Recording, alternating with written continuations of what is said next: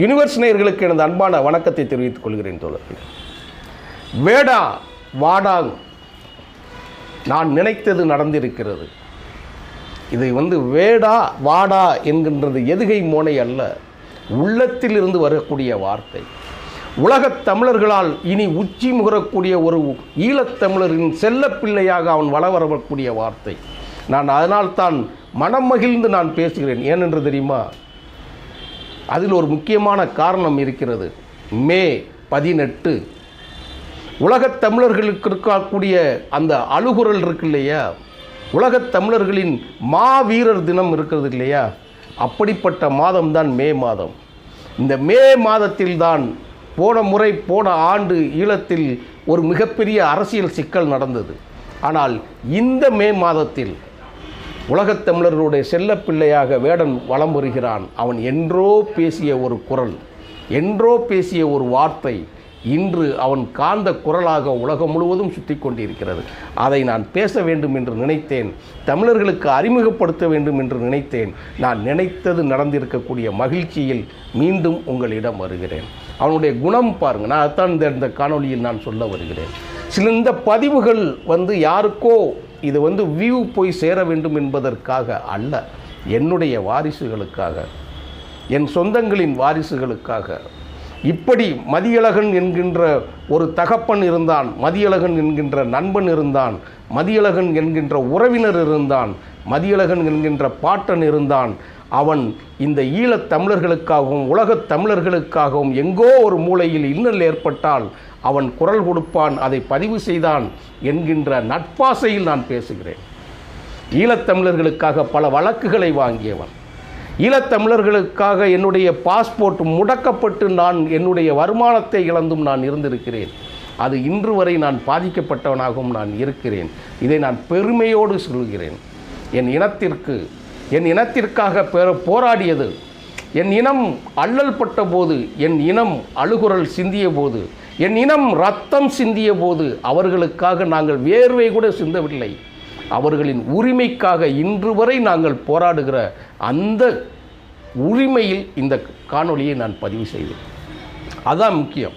அவன் நமக்கு குரல் கொடுப்பவர்களாக அவன் நார்வே நாட்டில் இருந்தால் என்ன, மலையாளத்தில் இருந்தால் என்ன, கனடாவில் இருந்தால் என்ன, அவன் எந்த தேசத்தில் இருந்தால் என்ன, நாம் சிந்துகிற கண்ணீர் அவனுக்கு வலிக்கிறது என்று சொன்னால், நம்மளுடைய சிந்துகின்ற அந்த நாம் கத்துகின்ற அந்த குரல் எங்கோ ஒருவனுக்கு கேட்பதென்றால் அவன் நம்மாடு அப்படிங்கிற மாதிரி தான். அது மாதிரி தான் இவன் பேசி ஒரு இடத்துல வரும்போது அதான் சொல்கிறேன். நம்ம வேடா வாடான்னு நம்ம சொல்கிறோம். இன்றைக்கி எல்லாரும் தேடிக்கிட்டு இருக்கிறாங்க. தமிழ் யூடியூப் சேனல்களில் முதல் 2-3 வரிசைகளில் நம்மளுடைய காணொளி இருக்கும். நான் இந்த இடத்துல நான் சொல்ல ஏற்கனவே நான் பேசியிருக்கிறேன். அவருடைய செய்கைகளையும் நாம் சொல்லியிருக்கிறோம். ஒரு மனிதன் குற்றம் செய்வது தவறல்ல, ஒரு மனிதன் தவறு செய்வதும் தவறல்ல. அது இயற்கை. இல்லை என்றால் அவனுக்கு அந்த சூழல் சேர்ந்திருக்கும். ஆனால் நான் செய்தது தவறு என்று ஏற்றுக்கொள்ளக்கூடிய மனப்பக்குவம் யாருக்கு வருகிறது என்று சொன்னால், கண்ணில் காருண்யமும் மனதில் இரக்கமும் உள்ள ஒருத்தனுக்குத்தான் அது வரும். தான் செஞ்சது தவறுன்னு ஏற்றக்கூடிய பக்குவம். அப்படி ஒரு பக்குவப்பட்ட மனிதனாக இந்த சமூகத்தில் இருக்கக்கூடிய ஏற்ற தாழ்வு உள்ளரசியல் தெரிந்த ஒரு நபராக, தெருவில் ஒதுக்கப்பட்டு ஒரு நாயினை போல் புறக்கணிக்கப்பட்ட ஒரு நபர், ஆனால் அங்கே இருந்து எந்த இடத்தில் ஒதுக்கப்பட்டாரோ அங்கிருந்து இந்த சமூகத்தை பார்க்குறான். இந்த சமூகத்தில் பாதசாரியாக சென்றவன், இல்லாதவன், பசியில் உழன்றவன், தெருவில் அலைபவன். அதனால தான் சொல்கிறார், அவங்களுக்காக அவங்களின் குரலை எப்படி பேசுகிறான் அப்படின்னா கோபத்தில் வெடிக்கிறான். அதுதான் நம்ம சொன்னோம். அங்கே தான் என்னுடைய தாய் யாருங்கிறத நான் பதிவிடுக்கிறான். என் தாய் கடலில் எப்படி வந்திருப்பா அப்படிங்கிறத அவன் யோசிக்கிறான். ஒரு பெண் கடலில் தப்பிச்சு வரணும்னா போர்க்களம் நடக்கிற போர்னா இன்றைக்கி என்னன்னு தெரியாது. இதோ இப்போ நான் பேசி கொண்டிருக்கக்கூடிய நேரத்தில் பாலஸ்தீனத்தில் நடந்துகிட்டு இருக்காது. குழந்தைகள் ஒருவேளை உணவிற்காக கடைசி சோறை சுரண்டி எடுக்கக்கூடிய காட்சிகளை நாம் பார்க்கத்தான் முடிகிறது. 15 ஆண்டுகளுக்கு முன்னால் நம் தேசத்தில் நம் இனத்தின் குரல்கள் ஒலித்த அந்த ஓலக்குரல்களை கேட்டுக்கிட்டு தான் இருந்தோம். ஒரு பக்கம் மதுவும், ஒரு பக்கம் பரிமாறப்பட்ட உணவு வகைகள், எண்ணற்ற வகைகளோடு இருந்தவர்கள் ஒரு சைடு பதுங்கு குழியில் வாழ்ந்த வாழ்க்கையும் நம்ம பார்த்தோம். அப்போது அதுக்குள்ளேருந்து ஒருத்தர் வெடித்து வந்து சேர்றான் இல்லையா நமக்கு. அவை வந்து உலக தமிழர்களுக்காக மட்டுமல்ல, உலக இனங்களின், மனித இன குழுக்களின் ஒவ்வொருத்தருக்காக அவனுடைய குரல் பாட்டாக படிக்குது பார்த்தீங்களா. அதுதான் நமக்கு வந்து அவனைத்தான், அதுதான் வேடா வாடாங்கிறோம். நான் ஒரு காட்சியை பார்த்தேன், அதைத்தான் இந்த இடத்துல நான் சொல்லணும்னு நினைக்கிறேன்.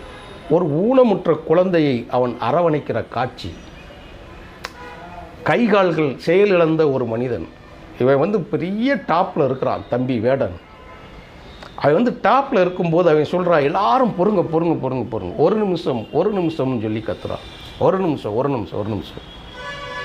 அந்த தள்ளு வண்டியில் வந்து ஒரு சிறுவன், மன பிறழ்வு இருக்கக்கூடிய ஒரு சிறுவன், நடக்க முடியாத ஒரு சிறுவன், பேச முடியாத ஒரு சிறுவனை கூட்டிக்கிட்டு வராங்க சிவப்பு சட்டையோட. அந்த குழந்தையை அள்ளி எடுக்கிறான். அவன் பார்க்குறான். பார்த்து அந்த குழந்தைக்கு இவன் பாட பாட அவன் நின்று கொண்டே இருக்கக்கூடிய ஆட்டம், என்னமோ பேயாட்டம்னு சொல்லுவாங்க இல்லையா குரலில், சிவன் ஆட்டம் எப்படி இருக்குன்னு சொல்லுவாங்களே, இதை நீங்கள் நினச்சி பாருங்களேன். சிவன் ருத்ர தாண்டவம் ஆடும்னு சொல்லுவாங்களா, அப்படி ஒரு ஆட்டத்தோடு மாதிரி எனக்கு தெரிஞ்சிச்சு. அது கைகால் செயலற்றவனை வந்து தூக்கி நிற்க வச்சு இந்த குரலுக்கு ஆடுறதுன்னா அதை எப்படி நம்ம சொல்கிறது? ஒரு ஒப்புமைக்காகத்தான் சொல்கிறேன். நான் நாத்திகன் தான். ருத்ரதாண்டவம்னு சொல்லுவான்ல, இளையராஜா பாட்டு போட்டிருப்பார்ல, நான் கடவுள் படத்தில் ஒரு பாட்டு போட்டிருப்பார். அந்த பாட்டு அப்படியே ஒவ்வொருத்தங்களும் உடம்பெல்லாம் சிலிர்க்கும் இல்லையா, அப்படி சிலிர்க்கக்கூடிய ஒரு காட்சியை நான் பார்த்தேன். அவனை அப்படியே நடக்க வச்சு கூட்டிக்கிட்டு போகிறான். மக்கள் கலைஞன் என்பவன் யார்? அதுதான் எத்தனையோ பஞ்சகச்சம் போட்டுக்கிட்டு ராகங்களை முழங்கிக்கிட்டு இருக்கக்கூடியவங்க மத்தியில் வந்து ஒரு கண்ணதாசன் வந்தான். அத்தனை பேர்த்தையும் தூக்கி குப்பையில் விட்டாங்க. சாரி பான்னு சொல்லி இழுத்துக்கிட்டு இருக்கும்போது ஒரு பட்டுக்கோட்டை வந்தான். அந்த பட்டுக்கோட்டை பாடின ஒரு பாட்டு மூலமாக தான் எம்ஜிஆர் என்கின்ற ஒரு மகத்தான தலைவரே உருவாகிட்டு போயிட்டார். எல்லாத்தையும் தூக்கி குப்பையில் விட்டு போயிட்டான். அப்படியும் எல்லாம் வந்து கந்தல் கசைக்குன்னு சொல்லி நகட்டி கொண்டு வரும்போது கவியரசு வைரமுத்து வந்தார். மக்களோட இசை, மக்களோட வரிகளை அவருடைய பேச ஆரம்பித்தார். அடுத்த தலைமுறை தமிழர்களை வந்து மேடையில் ஏற்றி தூக்கி உட்கார வச்சுட்டு போயிட்டார். அப்புறம் இப்போ இருக்கக்கூடிய யுகபாரதி உட்பட, முத்துக்குமார் உட்பட இன்றும் தமிழை செழுமைப்படுத்தி கொண்டிருக்கக்கூடிய காலத்தில்தான் நம்முடைய தோழர் வேடன் வந்து உணர்ச்சி புலம்பு, அதாவது வார்த்தையில் தீயை பொருத்தி வைக்கிறான். அடுத்து இன்னொரு பெண்கள் வராங்க. பெண் குழந்தைகள் அத்தனை பேர் இவனை துடிக்க அப்படியே மேடையை நெருக்கிக்கிட்டு வராங்க. ரொம்ப அசால்ட்டாக கையாளுறான். அவனை போய் என்ன சொல்கிறாங்க தெரியுமா? பொம்பளை பிள்ளைய வரும்போது எல்லாம் கர்வமாக இது பண்ணி எல்லாமே பேசுவாங்க. ஆனால் இவன் கையாளுற விதம் எப்படி இருந்துச்சு தெரியுமா? வாங்கன்னு கூப்பிட்றான். அவன் கையில் இருக்கக்கூடிய பொருளை பார்க்க உள்ளுக்குள்ளே இவனுக்கு பிடித்த கருப்பு சட்டை சொன்னான் இல்லையா, நான் பருத்தி இல்லை எரியும் தீ எப்படின்னான்ல. ஏங்க, பருத்திக்கு தீ, தீக்கு தீ, அதோடு முடிச்சுட்டு போகலாம்ல.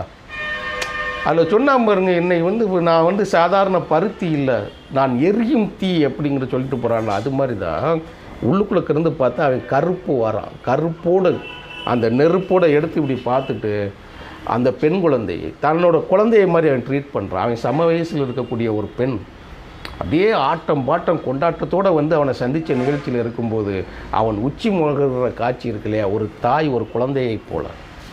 இதுதான் ஈழத்தமிழர்களுடைய, இதுதான் உலகத் தமிழர்களுடைய அந்த பண்பாட்டை அவன் காட்டுகின்ற விதம், ஏழை எளிய மக்களிடம் அவன் அணுகுகின்ற விதம்.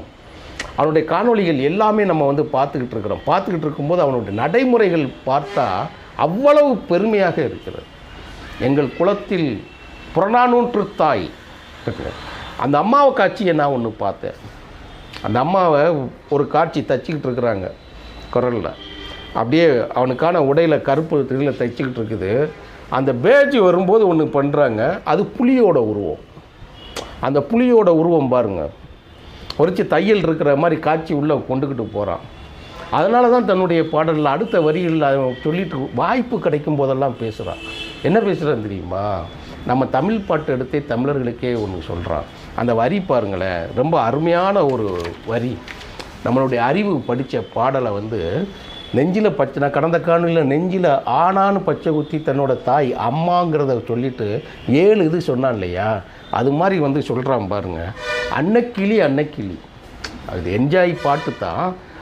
அதன் குரலில் வந்து அதில் பேசும்போது பார்த்திங்கன்னா அந்த வழியோடு சொல்கிறான். அதில் அந்த வரியை சொல்கிறதுக்காகத்தான் சொல்லுதேன். அன்னக்கிளி அன்னக்கிளி என் ஆலமரம் மேலே வண்ணக்கிளி. இது பாட்டு அறிவு பாட்டு தான். நல்லபடி வாழச் சொல்லி இந்த மண்ணை கொடுத்தானே ஆதிகுடி, நல்லபடி வாழச் சொல்லி இந்த மண்ணை கொடுத்தானே ஆதிகுடி, கம்மாங்கிற காணியெல்லாம் பாடி திரிஞ்சது என் பூர்வகுடி. அவன் வந்து சொல்லாமல் சொல்லிட்டு போகிறான் பாருங்க, யாரையும் டச் பண்ணாமல் அதை எடுத்து உலகத்தமிழர்களுக்கு ஒரு சிக்னல் கொடுக்கும். கம்மாங்கிற காணியெல்லாம் பாடி திரிஞ்சானே என் பூர்வகுடி, நாயும் நரிக்கும் பூனைக்கும் தான் இந்த ஏரி குளமெல்லாம் சொந்தமடி. நாய் நரி பூனைக்கெல்லாம் இந்த ஏரி குளமெல்லாம் சொந்தமடி, என்ஜாய் என்ஜாய் அப்படின்னு சொல்லிட்டு அடுத்த வரியில் ஒரு வார்த்தை சொல்கிறான் பாருங்க. அது ரொம்ப முக்கியமான ஒரு வார்த்தை. அழகான தோட்டம் வச்ச, 5 மரம் அதில் வச்ச, என் தொண்டை நினையிலேயே வள்ளியம்மா அப்படின்ட்டு அந்த இடத்துல அப்படியே நிப்பாட்டுறான். அழகான தோட்டம் வச்ச, 5 மரம் அதில் வச்ச, எல்லாம் செலுத்து வளைஞ்சிச்சு, குருவி பள்ளி எல்லாம் வந்துச்சு, பறவைகள் பாடி திரிஞ்சிச்சு, ஆனால் என் தொண்டை நினையலை. தன் ஆத்தாளுக்கு படிக்கக்கூடிய பாடல் அது, தன் தாய்க்கு நினைவு கூறக்கூடிய பாட்டு அது. அடுத்த வரியில் ஒரு வரி சொல்லிட்டு போகிறான். அது உள்ளுக்குள்ளே அவ்வளவு வெயிட்டு தோழர்களே. அந்த இது என்ன சொல்கிறான் தெரியுமா? அந்த பாட்டி வள்ளியம்மா என் சாமி மாதிரி இருந்துச்சுன்னு சொல்கிறான். அந்த தாய் அவனுக்கு எவ்வளவு கடத்தி கொண்டு போய் அவன் மனதிடம் இருந்திருந்தால் அவன் சொல்லக்கூடிய வார்த்தை பாருங்களேன், அந்த வள்ளியம்மா என் சாமி மாதிரி இருந்துச்சு. உலகத்தில் நாடற்றவனுக்கும், உலகத்தில் வீடற்றவனுக்கும், உலகத்தில் ஏதிலியாய் அலைந்தவனுக்கும் தான் அரவணைப்பு என்றால் என்ன என்று தெரியும், அன்பு என்றால் என்னவென்று தெரியும்.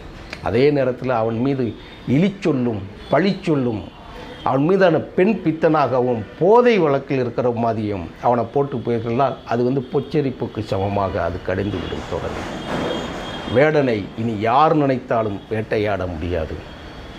இன்னொரு வேடனாக மட்டுமல்ல, அவன் நான் போன தலைப்பில் கொடுத்து நான் வேட்டைக்காரன் சொல்லியிருந்தேன். ஆனால் இப்போ அவன் கிடையாது, வேட்டைக்காரன் கிடையாது. இந்த வேடன் தமிழ் குலத்தின் தலையாய மகனாக உயர்ந்து நிற்பான். அவனுடைய பண்புகள் இன்னும் இன்னும் இன்னும் செழித்து போயிட்டு எல்லோரும் நான் தேடிக்கிட்டு இருக்காங்க. இன்றைக்கி அடுத்த ஆண்டுகள் நான் கடந்த காணொளியில் சொன்னதை போல் அடுத்த ஆண்டிற்குள் இந்த உமையத்தின் உச்சியில் நின்று அவன் இருக்க வேண்டும். அதே நேரத்தில் இன்னொன்றையும் சொல்லிக் கொள்கிறேன், வேடன் எச்சரிக்கையாக இருக்க வேண்டும். இனி உலகத்தின் கண்கள், கார்ப்பரேட்டின் கண்கள் அவன் மீது படக்கூடும். இதுவரை நீ பேசிய அரசியலை மாற்ற வைக்கக்கூடும். மக்களுக்காக பேசப்படுபவன் கடைசி வரை மக்களின் மனதில் இருப்பான் என்பதற்கான காட்சி தான் அவனை சிறைச்சாலையில் தள்ளப்பட்ட போது மக்கள் வீட்டை விட்டு வெளியே வந்தது. அதுவரைக்கும் அவனுக்கு இத்தனை பேர் இருக்காங்க தெரியாது. இனி பணம் குளிக்கும் காசு மரத்தை பார்ப்பதற்காக கார்ப்பரேட்டுகள் வருகிற பொழுது வேடன் பத்திரமாக இருக்க வேண்டும். சூழ்ச்சிக்கு அடிமையாகக்கூடாது.